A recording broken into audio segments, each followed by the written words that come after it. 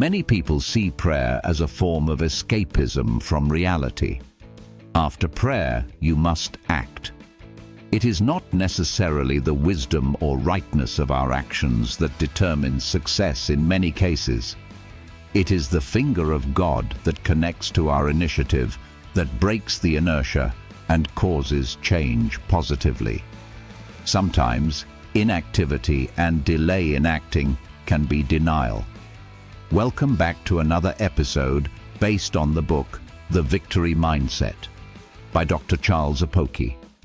In this powerful piece, you will learn why you must never settle at your lowest point and how to rise again from life's ground zero. If this message blesses you, kindly purchase the full book using the links in the description. You can also get both hard and soft copies on Amazon. Don't make a bed at ground zero. It was after the terrorist attack on the World Trade Center in New York on September 11th, 2001, that I got used to the word ground zero. You must forgive my ignorance because the English language has never been my area of excellence. However, ground zero became very popular after 9/11 in my own ears. Others must have been used to it, but I caught up later. From what I understood, ground zero was the place of maximum impact and devastation. Every vertical structure had been flattened. Sometimes in ground zero, you can find deep craters where tall buildings used to stand. Life can also have a ground zero in the destinies of individuals, nations, ministries, and businesses. Ruth in the scriptures is a typical example of somebody who got to ground zero. She lost her father-in-law, brother-in-law, a husband, and she was barren. Job is one of the best examples of someone who experienced a state of ground zero in their destiny. In a series of divinely approved attacks, Job, in a twinkle of an eye, lost his cattle, children, and all that made him wealthy. Just like Naomi said in the book of Ruth, chapter 1, verse 21, "I went away full, but the Lord has brought me back empty." Ground zero is when you are encircled by emptiness. Mr. Horatio G. Spafford, who lost all his children in a shipwreck, knows how ground zero feels. Sometimes people are born in the maternity of ground zero and nursed in the nursery of ground zero. Ground zero is also exemplified by the birth of Jesus Christ our Lord in a manger among animals. Joseph was not the manager of the manger where Jesus was born. They were like refugees. What a way to start life. Presence of mind and courage in distress are more than armies to procure success, someone once observed. Lessons of life start small. There are numerous young men and women who always imagine that they would hit it big one day and then they would be great heroes. As much as that is good and possible, the lessons of life teach that the majority of people do not pass through that pathway. William Thayer wrote, "Great things begin small." I read in his book, Gaining Favor with God and Man, that Robert Raikes started teaching a few rugged urchins in the streets on Sabbath mornings. This turned out to become the Sunday school ministry that is attended by millions all over the world. Who knew that such a little effort would blossom into a global ministry? CNN once organized the CNN Heroes Award in the United States. It is a program anchored by Anderson Cooper that recognizes and rewards ordinary people who have made extraordinary contributions towards alleviating human suffering.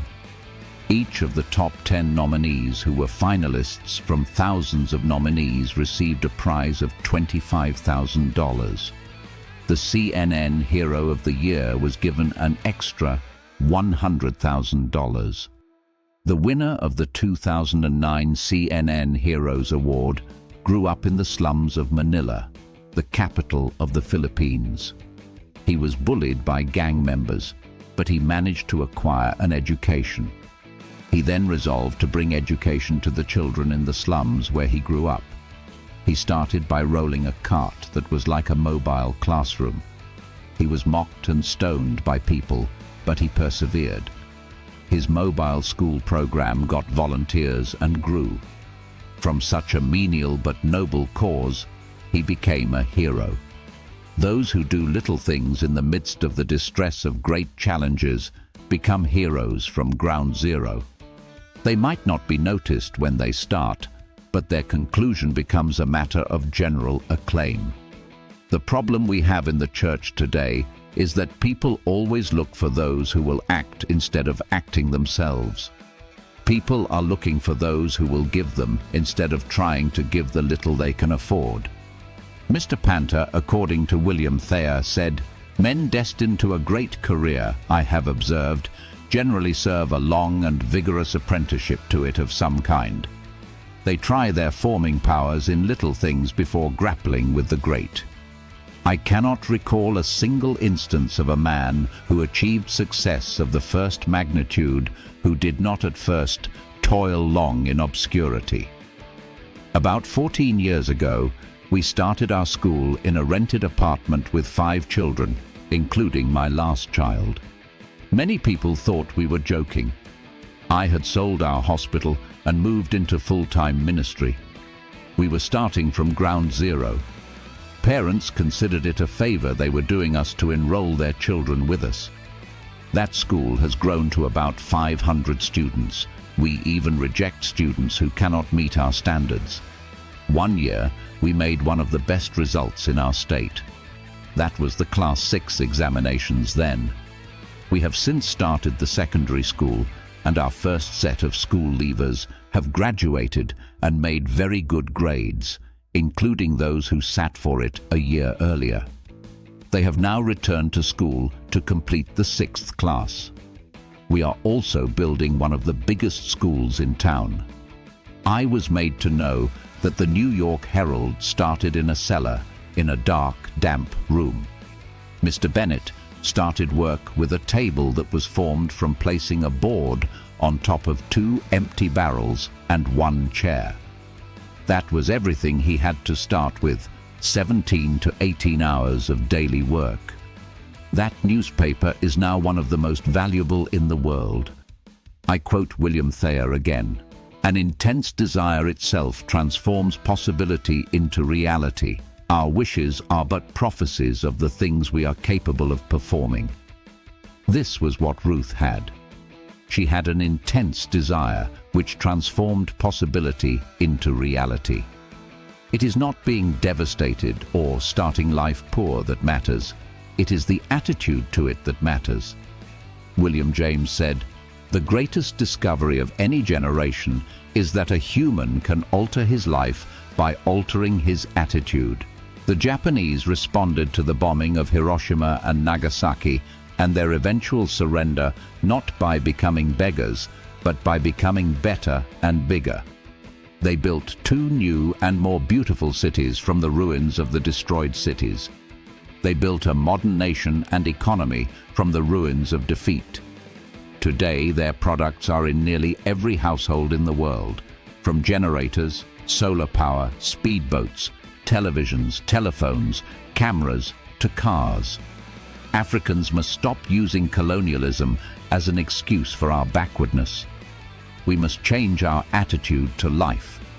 Somebody said rightly that life is 10% of what happens to us and 90% of how we react to it.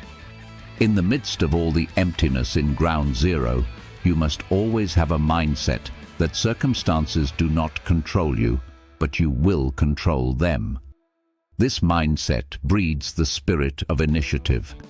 The trigger that pulls out the power in faith is initiative. It is what you initiate that God blesses. He will not bless the one still frozen in your mind. Many people see prayer as a form of escapism from reality. After prayer, you must act. It is not necessarily the wisdom or rightness of our actions that determines success in many cases. It is the finger of God that connects to our initiative that breaks the inertia and causes change positively. Sometimes, inactivity and delay in acting can be denial. Ernest Newman said, The greatest composer does not sit down to work because he is inspired, but becomes inspired because he is working. There are times when waiting upon the Lord renews our strength, but there are times when waiting for the Lord, when He is waiting for us, can deplete our strength. If there is a fire in your house and you have a fire extinguisher, you do not need to hear from God before you use it. If your prayers do not stop the fire from occurring, stop it by acting. If God revealed to Joseph to run to Egypt with the baby Jesus, it would be extreme foolishness for him to wait for the church committee to meet before he runs to Egypt. I saw an octopus on television using coconut shells thrown away by people to form a protective wall around itself. It does not need a prophet to do that. Initiative is the strength of ants. They take initiative and build superstructures. Those lepers at the city gate of Samaria took initiative, and they became rich and celebrated overnight. Blind Bartimaeus only heard that Jesus was passing by, and he started shouting. That was what made him regain his sight. The woman with the issue of blood heard of Jesus, and she set up the condition for her healing. She got up, acted, and was healed. Zacchaeus heard that Jesus was passing through his city. He took initiative and ran ahead to climb a tree. That was what brought salvation to his household. Even though he was short, he was picked out of the crowd. Your potentials only become reality through the deliberate actions you take to make them so. The earth was formless and void until God took initiative. There is a fish pond I built in our residence. I had been talking about doing it for a long time without doing anything about it. I had taught many people about it without doing it. When I made up my mind to start, I would go to the places I planned to use in the premises and envision what to do. One day, I decided to pay in some money for the fish tanks. Once I did that, money came for me to complete the payment. I needed to construct some concrete ponds too. I would go to the portion I had chosen over and over again without doing anything. One morning, I made up my mind on one spot and started breaking the wall that was there. There was an orange and a guava tree in the area, and I was worried my wife would get angry if I uprooted them to create space for the pond. I went ahead and uprooted the guava tree first. My wife came back and protested. However, the next day, she bought a trip of sand for me to help complete the work. If I had not taken any step, I would still be deliberating and praying. As at 2025, after several years, we still have fish in the tanks. We are currently using them to teach fishery in our school. Take a step towards your Red Sea and strike it. It will divide. Until you do that, God will not act. That is part of the winner's mindset and responsibility. Ground zero is not the end of life. It is the beginning of rebuilding. Start small, take initiative, act on your faith, and refuse to remain in a place of devastation. Your attitude and actions determine whether you remain a victim or become a victor. If you enjoyed this episode, don't forget to like, subscribe, and share. Remember to check the links in the description to get your copy of The Victory Mindset. You can also get both hard and soft copies on Amazon. God bless you.